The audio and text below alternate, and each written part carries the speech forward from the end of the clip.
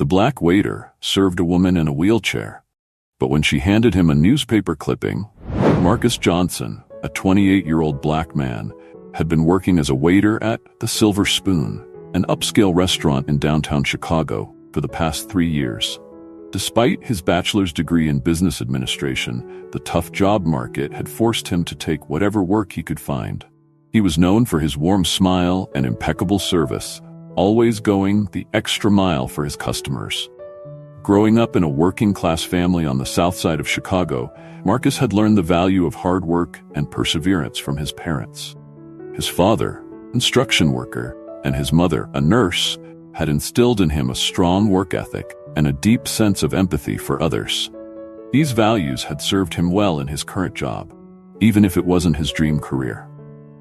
On this particular Friday evening, the restaurant was buzzing with its usual weekend crowd. The clinking of glasses and the murmur of conversation filled the air as Marcus skillfully navigated between tables, balancing trays and taking orders. Little did he know that this shift would be different from any other he had experienced before. As he approached his assigned section, Marcus noticed a woman in a wheelchair being seated at one of his tables. She appeared to be in her mid-50s, with silver-streaked hair and kind eyes that crinkled at the corners when she smiled. Something about her demeanor intrigued Marcus, and he found himself looking forward to serving her table. As Marcus approached the table, he noticed the woman was dining alone. This wasn't uncommon, but there was something about her that made him pause. She seemed lost in thought, her fingers tracing the pattern on the tablecloth absent-mindedly. "Good evening, ma'am. Welcome to the Silver Spoon. My name is Marcus, and I'll be your server tonight. May I start you off with something to drink?" he asked, his voice warm and professional. The woman looked up, her eyes focusing on Marcus. For a moment, he thought he saw a flicker of recognition in her gaze, but it disappeared so quickly he convinced himself he had imagined it. "Hello, Marcus," she said, her voice soft but clear. "I'd love a glass of white wine, please. Whatever you recommend." As Marcus turned to fetch the wine, couldn't shake the feeling that there was more to this woman than met the eye. When he returned with a crisp Chardonnay, she was studying the menu intently. "Have you decided on your meal, or would you like a few more minutes?" Marcus inquired. The woman smiled. "I think I'm ready. I'll have the pan-seared scallops, please." As Marcus jotted down her order, she added, "And Marcus, would you mind joining me for a moment? I have something I'd like to discuss with you." Taken aback by this unusual request, Marcus hesitated. It wasn't standard practice to sit with customers, but something in the woman's tone made him curious. He glanced around, noting that his other tables were settled for the moment. "Of course, ma'am. I have a few minutes," he replied, pulling out a chair and sitting down across from her. The woman leaned forward slightly, her eyes never leaving Marcus's face. "I want to thank you for your service tonight, Marcus. But more than that, I want to thank you for something you did a long time ago. Something you probably don't even remember." Marcus's brow furrowed in confusion. "I'm sorry, ma'am, but I don't understand. Have we met before?" She shook her head, a sad smile playing on her lips. "No, we haven't met. 5 years ago, you changed my life." As Marcus listened, bewildered, the woman reached into her purse and pulled out a folded piece of paper. She smoothed it out on the table, revealing a newspaper clipping. The headline read, "Local Hero Saves Woman from Burning Car." "This is you, isn't it?" she asked, pointing to a grainy photo of a younger Marcus, his face smudged with soot, helping paramedics load someone into an ambulance. Marcus's eyes widened in recognition. The memory of that day came flooding back. The screeching tires, the smell of burning rubber, the heat of the flames. He had been walking home from a late-night study session at the library when he witnessed the car crash. Without thinking, he had rushed to help, pulling the unconscious driver from the wreckage moments before the car exploded. "Yes, that's me," he admitted, his voice barely above a whisper. "But how did you know?" The woman's eyes filled with tears. "Because the woman you saved that day was my daughter, Emily." Marcus sat back in his chair, stunned by the revelation. He remembered the accident vividly, but he had never known what happened to the woman he had saved. After giving his statement to the police, he had gone home, showered off the soot, and tried to push the traumatic event from his mind. "Emily?" he repeated, the name feeling foreign on his tongue. Is she okay? The woman nodded, wiping away a tear. She's alive, thanks to you. She suffered severe injuries in the crash, including damage to her spine that left her paralyzed from the waist down. But she's alive, and she's thriving. She's a motivational speaker now, sharing her story of survival and resilience with others. Marcus felt a lump form in his throat. He had often wondered about the impact of his actions that night, but he had never imagined this. I don't know what to say. I'm just glad I was there to help. You did more than help, Marcus. You gave my daughter a second chance at life. And in doing so, you changed our entire family's trajectory. The woman reached across the table, grasping Marcus's hand. My name is Linda, by the way. Linda Thompson. As Linda spoke, Marcus found himself transported back to that fateful night. He remembered the fear that had gripped him as he approached the burning car, the adrenaline that had surged through his veins as he pulled Emily from the wreckage. He had acted on instinct, never considering the long-term consequences of his actions. I've been searching for you for years, Linda continued. Emily wanted to thank you personally, but we had no way of finding you. The police report only listed you as a good Samaritan, no contact information. It wasn't until last week when my husband and I were dining here that I recognized you from that old newspaper photo. Marcus shook his head in disbelief. I can't believe you found me after all this time. And here, I'll place it. Linda smiles. The universe has a way of bringing people together when they need it most. And Marcus, I think you needed to hear this just as much as we needed to tell you. As the reality of the situation sank in, Marcus felt a whirlwind of emotion. Pride in his past actions, humility in the face of Linda's gratitude, and a sudden, overwhelming sense of purpose. For years, he had been going through the motions, feeling stuck in a job that didn't align with his dreams. But now, hearing about the profound impact he had made on Emily's life, felt a spark ignite within him. Linda, he said, his voice filled with newfound determination, thank you for sharing this with me. I never imagined that my actions that night would have such far-reaching consequences. Linda squeezed his hand.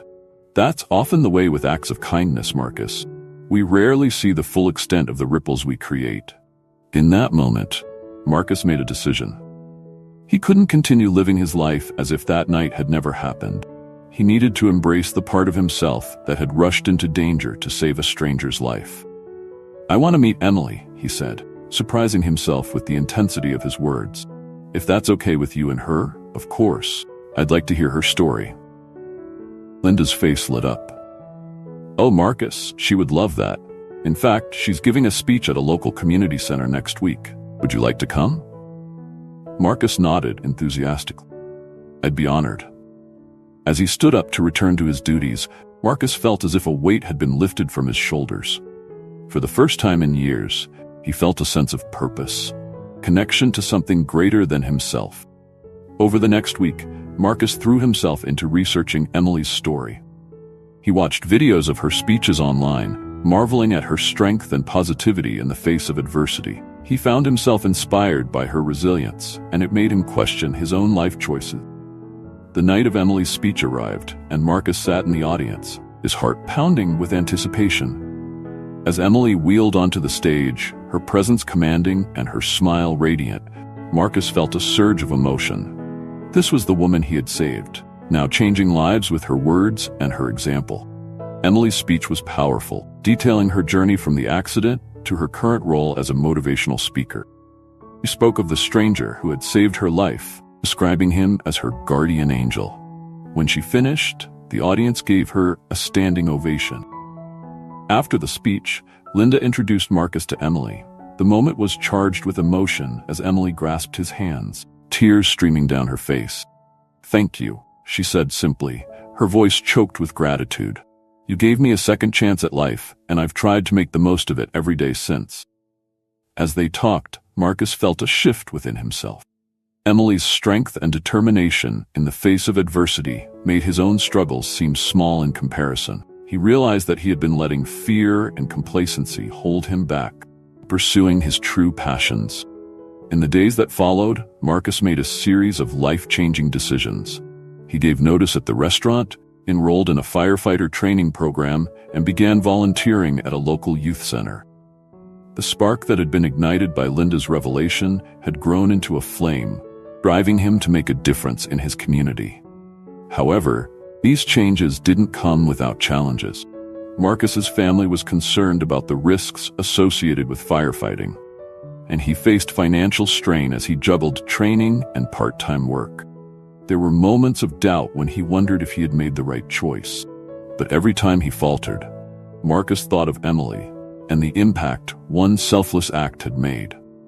He remembered the feeling of pulling her from that burning car, and it renewed his determination to dedicate his life to helping others. As Marcus immersed himself in his new path, he found an unexpected ally in Tom, a veteran firefighter who took him under his wing.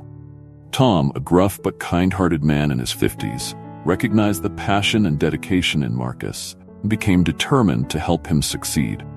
"You've got the heart for this job, kid," Tom told him one day after a particularly grueling training session. "But heart alone won't save lives. You need skill, strategy, and teamwork." Under Tom's guidance, Marcus pushed himself harder than he ever had before. He learned about fire behavior, rescue techniques, and emergency medical procedures. Physical demands were intense, but Marcus found that he thrived under pressure. Meanwhile, Marcus's relationship with Emily and Linda continued to grow. He became a regular at Emily's speeches, drawing inspiration from her words and using them to fuel his own journey. Emily, in turn, began incorporating Marcus's story into her talks, using it as an example of how one person's actions can have a profound impact on others. As Marcus progressed in his training, he also became more involved in the community. He started a program at the youth center teaching fire safety to kids, drawing on his own experience to emphasize the importance of quick thinking and bravery in emergency situations. One day, while Marcus was volunteering at the center, a young boy named Jamal approached him. Jamal, a shy 10-year-old from a troubled home, had been a regular at Marcus's fire safety classes. "Mr. Marcus," Jamal said hesitantly, "do you think I could be a firefighter?" Marcus knelt down to Jamal's level, looking the boy in the eye. "Absolutely, Jamal. It takes hard work and dedication, but if you set your mind to it, you can do anything." As he spoke those words, Marcus realized how much he had changed. Just months ago, he had been stuck in a job he didn't love, feeling powerless to change his circumstances. Now, he was not only pursuing his own dreams but inspiring others to do the same. The secondary plot of Marcus's firefighter training and community involvement served to reinforce the themes of the main story: the ripple effect of kindness, power of second chances, and the importance of living with purpose. It also provided a backdrop against which his personal growth could be measured, as he transformed from a disillusioned waiter to a man dedicated to making a difference in his community. As Marcus continued his firefighter training and deepened his involvement with Emily's motivational speaking events, he found himself at the center of an expanding network of relationships that both challenged and supported him. His friendship with Emily blossomed into a deep mutual respect. They began meeting regularly for coffee, sharing their experiences and dreams. Emily's perspective on life after her near-death experience provided Marcus with invaluable insights. "You know, Marcus," Emily said during one of their meetups, "saving my life wasn't just a one-time thing. Every time you put on that firefighter uniform, you're potentially saving someone else. You're carrying forward that same spirit, selflessness." These words resonated deeply with Marcus, reinforcing his commitment to his new path. He found himself opening up to Emily about his fears and doubts, something he had rarely done with anyone before. "Sometimes I wonder if I'm cut out for this," he admitted one day. "Training is brutal and the responsibility, it's overwhelming at times." Emily reached across the table, squeezing his hand. "That's exactly why you're perfect for this, Marcus. You understand the weight of what you're doing. It's not just a job for you, it's a calling." Meanwhile, Marcus's relationship with Tom, his firefighter mentor, evolved from a strictly professional one to something akin to a father-son bond. Tom's gruff exterior belied a wealth of wisdom and compassion, which he shared generously with Marcus. During a particularly grueling training exercise, when Marcus was on the verge of giving up, Tom pulled him aside.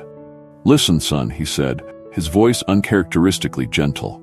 "This job isn't just about physical strength, it's about mental toughness and heart. And you've got more heart than anyone I've seen in years." These words gave Marcus the boost he needed to push through his doubts and redouble his efforts. As Marcus's circle widened, he also found himself becoming a mentor figure to young Jamal from the youth center.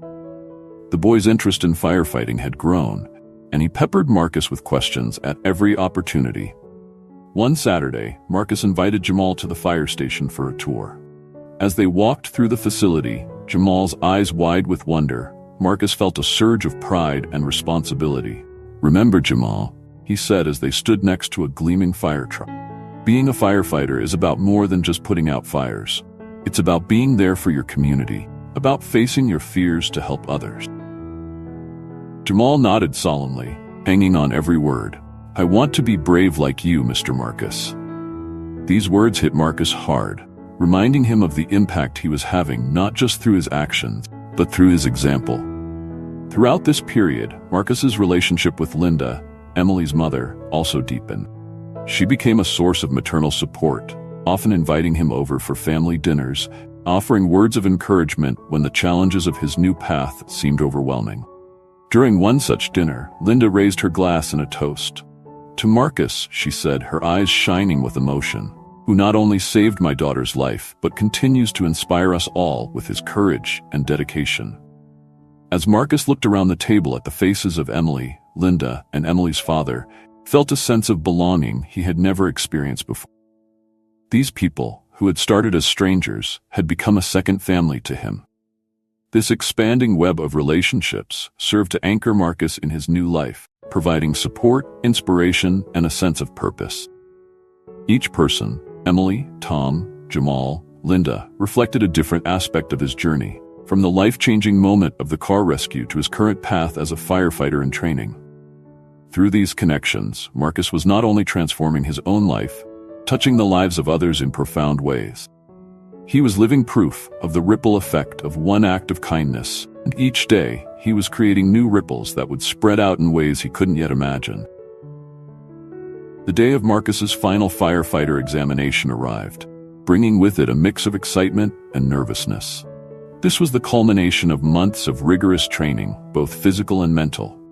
If he passed, he would officially become a firefighter, earning his newfound purpose into a career. As Marcus suited up in his gear, he felt the weight of expectation on his shoulders. His family, Emily, Linda, Tom, and even young Jamal were all rooting for him. He couldn't let them down. The exam was grueling, testing every skill Marcus had learned. He crawled through smoke-filled rooms, carried heavy equipment up flights of stairs, and demonstrated his knowledge of fire behavior and rescue technique. As he progressed through each stage, he could hear Tom's voice in his head, coaching him, urging him on. Just as Marcus thought he had completed the final task, an unexpected scenario unfolded. The examiners announced a simulated multi-vehicle accident. Trapped victims. A situation eerily similar to the night he had saved Emily. For a moment, Marcus froze. The memories of that night came flooding back. The heat, fear, urgency. But then, he heard Emily's voice in his mind. "You're carrying forward that same spirit of selflessness." With renewed determination, Marcus sprang into action. He coordinated with his team, assessing the scene and prioritizing the rescue effort. As he worked to free the victims from the wreckage, he drew on every ounce of training and experience he had gained. Time seemed to slow down as Marcus focused on the task at hand. He could feel the eyes of the examiners on him, but he blocked out everything except the rescue operation. With steady hands and calm words, he extracted the last victim just as the simulation timer ran out. Exhausted and covered in sweat, Marcus stood before the examination panel, awaiting their verdict. The lead examiner, a stern-faced woman with graying hair, looked at him intently. "Mr. Johnson," she began, her voice neutral, "that was one of the most impressive performances we've seen in years. Your quick thinking and leadership during the surprise scenario were exemplary. Congratulations, you've passed with flying colors." Relief and joy washed over Marcus. He had done it. He was now, officially, a firefighter. As news of Marcus's success spread, celebrations were in order. His family, friends, and newfound support system gathered at a local restaurant to commemorate his achievement. The atmosphere was jubilant, with laughter and congratulations filling the air. However, amidst the festivities, Marcus noticed his parents exchanging worried glances. When he finally got a moment alone with them, his mother voiced her concerns. "Marcus, honey, we're so proud of you," she began, her voice tinged with apprehension. "But this job, it's so dangerous. Are you sure this is what you want?" His father nodded in agreement. "Son, you have a business degree. There are safer ways to make a difference, ways that don't put your life on the line every day." Marcus felt a pang of guilt. He knew his parents had worked hard to provide him with opportunities, and here he was, choosing a path that filled them with worry. But he also knew he couldn't go back to his old life, not after everything he had experienced. "Mom, Dad," he said, taking their hands in his, "I understand your concerns, but this isn't just a job for me, it's a calling. Remember when you taught me about the importance of helping others? This is me living those values." His parents exchanged looks, still unconvinced. Marcus realized that simply telling them wasn't enough. He needed to show them. Over the next few weeks, Marcus invited his parents to various firefighter community events. They attended fire safety workshops where Marcus taught children about emergency preparedness. They visited the fire station and met Tom and the other firefighters, witnessing firsthand camaraderie and professionalism. But the moment that truly changed everything came unexpectedly. During a routine family dinner, the smoke alarm in the Johnson household suddenly went off. As everyone panicked, Marcus calmly took charge, quickly identified the source, a small grease fire in the kitchen, and expertly extinguished it before it could spread. As the smoke cleared, Marcus's parents looked at him with new eyes. They saw not just their son, but a capable, confident professional who had just prevented a potential disaster. "I guess we underestimated you, son," his father said, his voice thick with emotion. "You're not just playing at being a hero. You really are one." His mother hugged him tightly. "We're still going to worry. That's our job as parents. But we're also incredibly proud of the man you've become." With his parents' blessing, Marcus felt a weight lift from his shoulders. He had successfully bridged the gap between his past and his future, bringing his family along on his journey of transformation. The resolution of this conflict marked a significant milestone in Marcus's journey. It represented not just his parents' acceptance of his new path, but also his own complete embrace of his new identity.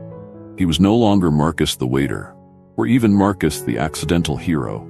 He was Marcus the firefighter, dedicated to serving and protecting his community. With the support of his family secured and his new career underway, Marcus found himself at a turning point. He was no longer just reacting to circumstances or trying to find his place in the world. Now, he was actively shaping his future and the futures of those around him. This new direction manifested in various ways. At the fire station, Marcus took on additional responsibilities, volunteering for community outreach programs and mentoring new recruits. He remembered how Tom had guided him and wanted to pay that forward. His relationship with Emily evolved as well. Inspired by her motivational speaking, Marcus began sharing his own story at her events. He spoke about the night of the rescue, his journey to becoming a firefighter, and the importance of seizing second chances. His talks resonated deeply with audiences, adding a powerful complement to Emily's message of resilience. One day, after a particularly moving joint presentation, Emily turned to Marcus with a gleam in her eye. "You know," she said, "we make a pretty good team. Have you ever thought about doing this more regularly? There are so many people out there who could benefit from hearing your story."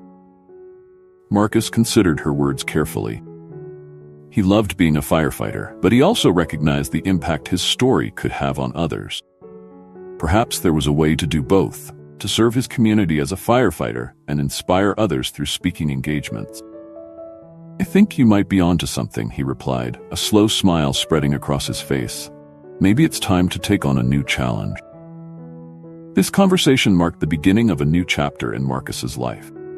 While maintaining his duties as a firefighter, he began working with Emily to develop a motivational program aimed at inspiring youth in underprivileged communities. They called it Phoenix Rising.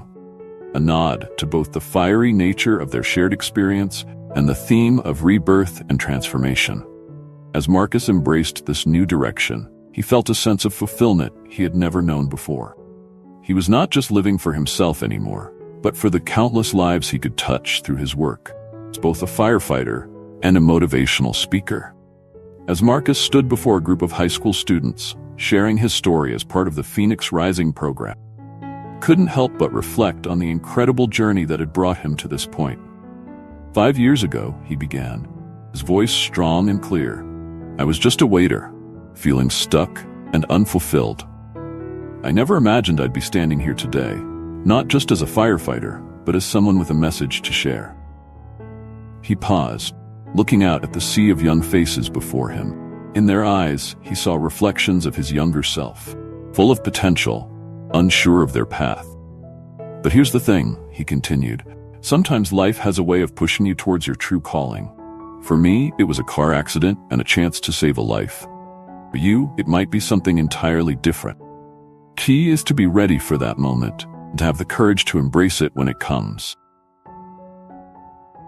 As he spoke, Marcus realized how much he had grown. The shy, uncertain waiter was gone, replaced by a confident, purpose-driven man. He had faced his fears, overcome challenges, and discovered strengths he never knew he possessed. His relationship with Emily had deepened into a partnership built on shared experiences and mutual respect. Together, they were making a real difference in people's lives, their combined stories offering hope and inspiration to those facing adversity. His bond with his parents had strengthened too. Their initial worry had transformed into fierce pride, and they had become some of his most vocal supporters. Even his younger siblings had been inspired by his journey, with his sister recently expressing interest in pursuing a career in emergency medicine.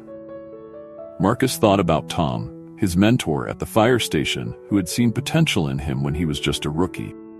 Now, Marcus was paying that forward, guiding new recruits with the same patience and wisdom Tom had shown him. And then there was young Jamal from the youth center.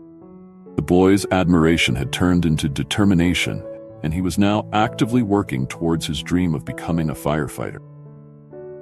Seeing Jamal's progress filled Marcus with a sense of pride and responsibility. As he concluded his talk, Marcus shared a final thought with the students. Remember, he said, every one of you has the power to make a difference. It might not always be as dramatic as pulling someone from a burning car, but every act of kindness, every moment of courage, has the potential to change lives, including your own. The applause that followed was thunderous, but what moved Marcus most were the earnest faces of the students, many of whom lingered afterwards to ask questions or share their own dreams. As he left the school that day, Marcus felt a profound sense of gratitude. He was grateful for that fateful night 5 years ago, for the challenges he had faced, for the people who had supported him along the way. But most of all, he was grateful for the opportunity to live a life of purpose, to wake up each day, knowing that his actions could make a real difference in the world. As Marcus drove home from the school, the setting sun painted the sky in hues of orange and pink. It reminded him of the flames he had faced that night 5 years ago. But now, instead of fear, he felt a warm sense of purpose. He thought about the journey that had brought him here. From a waiter unsure of his path to a firefighter and motivational speaker touching lives every day. The transformation hadn't been easy, but it had been profoundly rewarding. Marcus realized that his story was a testament to the ripple effect, kindness, and courage. One split-second decision to help a stranger had set off a chain reaction, changing not just his life, the lives of countless others.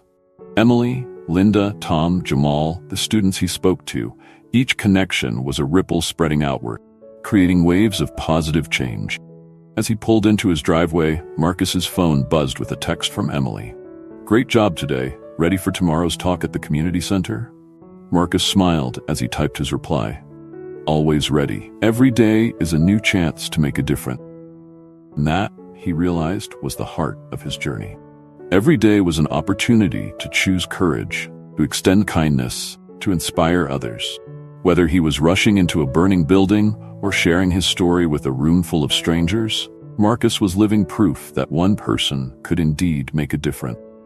As he stepped out of his car, the last rays of sunlight glinting off his firefighter badge, Marcus felt ready for whatever challenges tomorrow might bring. After all, every moment was a chance to create a new ripple, touch another life, be the change he wished to see in the world.